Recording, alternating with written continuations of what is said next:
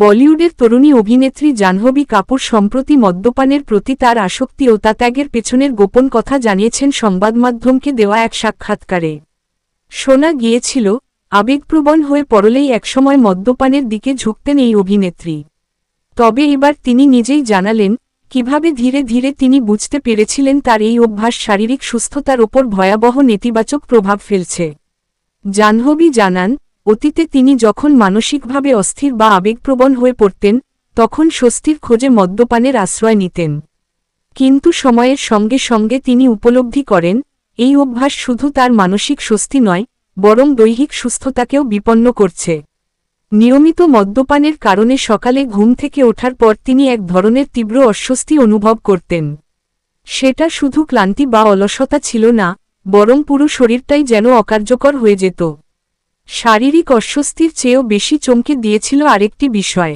জাহ্নবী বলেন, আমি নিজের শরীর থেকেই এক ধরনের অস্বাভাবিক গন্ধ পাচ্ছিলাম। বুঝতে পারছিলাম না কেন আমার শরীর থেকে এই গন্ধ বেরোচ্ছে। এটি আমাকে খুব ভাবিয়ে তোলে।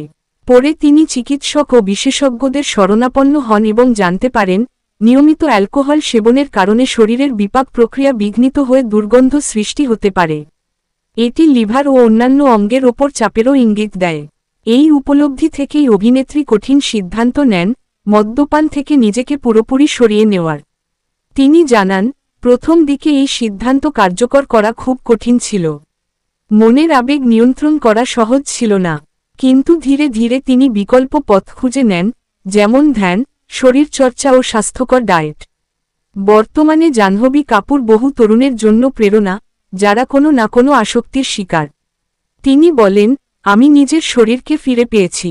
সকালে ঘুম থেকে ওঠার পর এখন আর সেই অদ্ভুত অস্বস্তি বা দুর্গন্ধ নেই। মনে শান্তি ফিরেছে। তিনি সবাইকে নিজের শরীরের প্রতি যত্নশীল হওয়ার ও যে কোনো অস্বাভাবিক পরিবর্তনকে গুরুত্ব দেওয়ার পরামর্শ দিয়েছেন।